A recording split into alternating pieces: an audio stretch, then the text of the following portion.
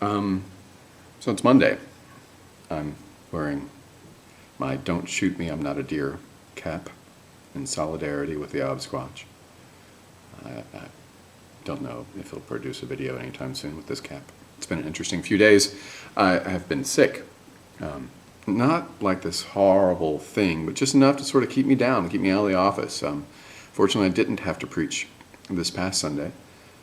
Yeah, fortunately. The choir sang. They did a little Heinrich Schütz moment. Heinrich Schütz has his own version of the Christmas story. It's sort of madrigal-ish. It's good for a small choir, and we have a small choir. And they did a great job. I'm really proud of them.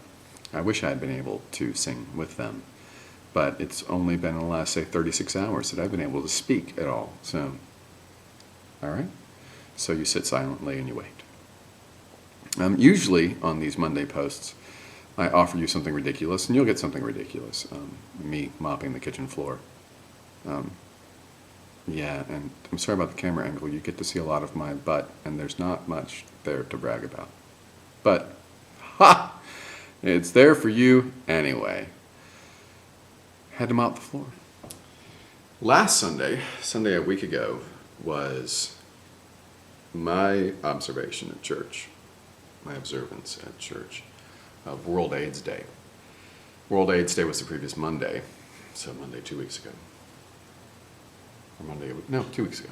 And I saw a couple videos, including Kurt, including his video about some of his experiences. And it just inspired me to share a little bit of my thinking about this, my own experience.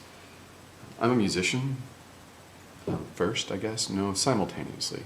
Music and church always seem to come together for me, but professionally, no, it's always been simultaneous. I've always been paid for both gigs, or supported myself through both gigs. Anyway, it means that I've never really been isolated from HIV and AIDS, like some people I know, or who think they're isolated from HIV and AIDS. And that's the trick, isn't it? We think we're isolated because you're not hanging out with gay people. But I was, back in the 80s and early 90s, when everything sort of hit the fan. And by 1998, I had moved to Chicago and participated, in this. I rode 500 miles in 6 days from the Twin Cities, Chicago, on a bicycle with 2,000 other people. We raised several $1 million to support HIV and AIDS service organizations in the Twin Cities and Chicago, all the way back. It was a really profound experience. I ended up working for the company for a few years before I went to seminary and did the whole Jesus thing.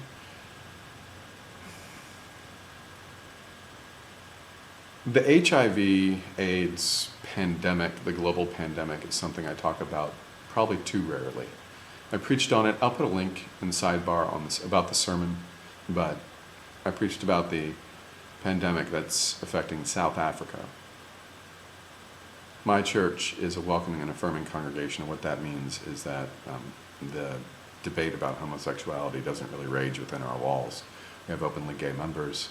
The first wedding I presided over was a same-sex wedding, so we don't have that fight anymore. I don't have to stand in the pulpit and say accept gay people. We've done that. We're there. We've been there for a long time. But we do have other things to think about, and the thing about HIV and AIDS, it's so powerful.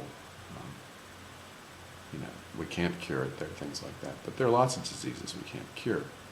The thing about HIV and AIDS is how widespread it is, how relentless it is, and how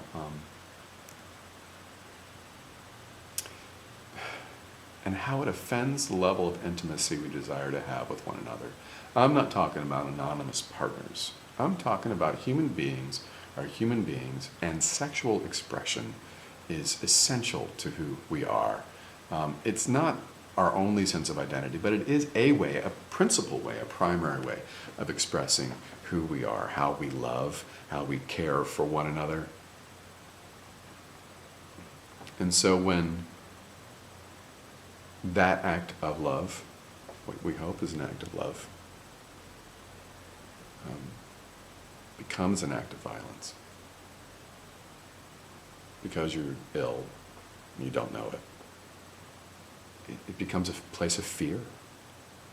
You gotta talk about that.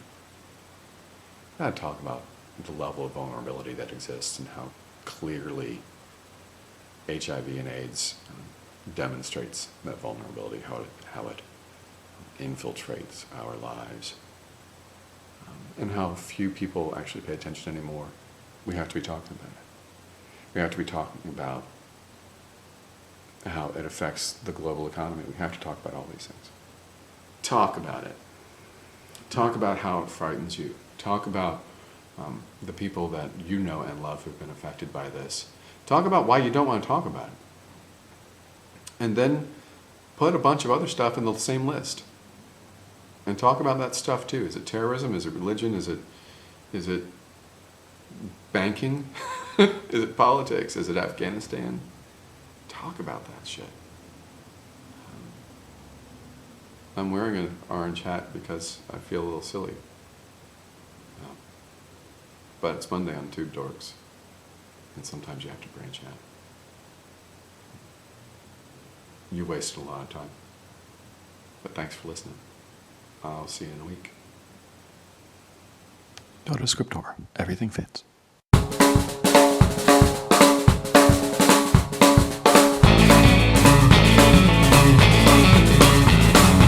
You don't wanna be sugar, sugar, heard you out. How you gonna go hungry with a sweetheart around the house?